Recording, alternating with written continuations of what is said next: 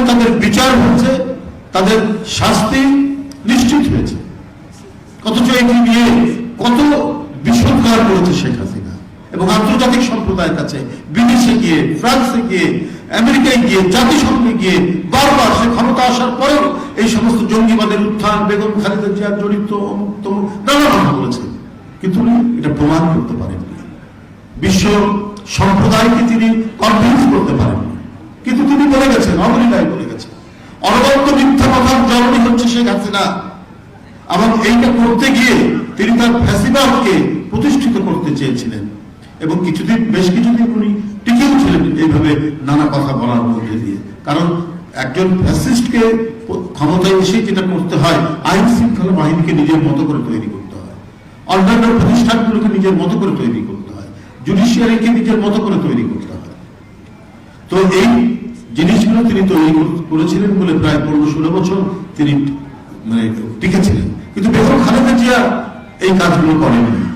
কারণ একটা স্টেটকে ফাংশনাল করতে হলে, একটা স্টেটকে কার্যকরী করতে গেলে প্রতিটি, বিশেষ করে রাষ্ট্রের অঙ্গ যেগুলি, সেগুলিকে স্বাধীনভাবে চলতে দেওয়া হয়। এটাই চেয়েছেন, এটাই গণতন্ত্রের অন্তর্নিহিত শর্ত, এটাই হচ্ছে সবচেয়ে বড় উপাদান গণতন্ত্র।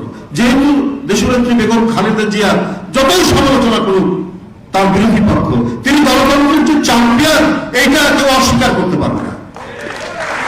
সুতরাং তার মধ্যে গণতন্ত্রের যে মৌলিক শর্তগুলি আছে, সেই শর্তগুলি তো সবসময় সজীব, প্রাণবন্ত এবং জীবন্ত থেকেছে। এই কারণে তিনি জুডিশিয়ারিতে হস্তক্ষেপ করেনি। তিনি প্রধানমন্ত্রী, উচ্চতর আদালতের একজন বিচারক, আপনার 5জন সংসদের অবৈধ ঘোষণা করলেন। কই তাকে তো টেনে হিচড়ে কোন গোয়েন্দা বাহিনীর লোককে দিয়ে তিনি তাকে দেশ ছাড়া করেননি। ওটাকে তিনি সহ্য করেছেন, আইনগতভাবে ফাইট করে গেছেন। যে 5জন সংসদের মধ্যে আপনার বহুদলীয় গণতন্ত্র এসছে শহীদ রাষ্ট্রপতি জিয়াউর রহমানের সময়, যে 5জন সংসদের মধ্যে দিয়ে আমরা বহুদলীয় গণতন্ত্র পেয়েছি, সংবাদপত্রের স্বাধীনতা পেয়েছি, সেটাকে অবৈধ ঘোষণা করলেন। তখন ক্ষমতা বেগম খালেদা জিয়া। এটাই হচ্ছে গণতন্ত্রের একটা বড় বৈশিষ্ট্য বেগম খালেদা জিয়া। কিন্তু এটা করা হচ্ছে ষড়যন্ত্রের অংশ হিসেবে।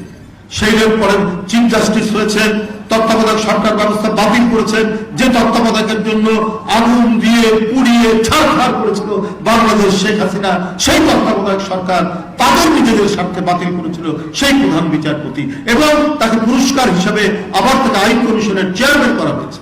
এটা ফ্যাসিবাদের লক্ষণ। আর বেগম খালেদা জিয়া তার বিরুদ্ধে কোনো ব্যবস্থাই নিলেন না। বিচার বিভাগ স্বাধীন, ঠিক আছে, আমরা আইনি লড়াই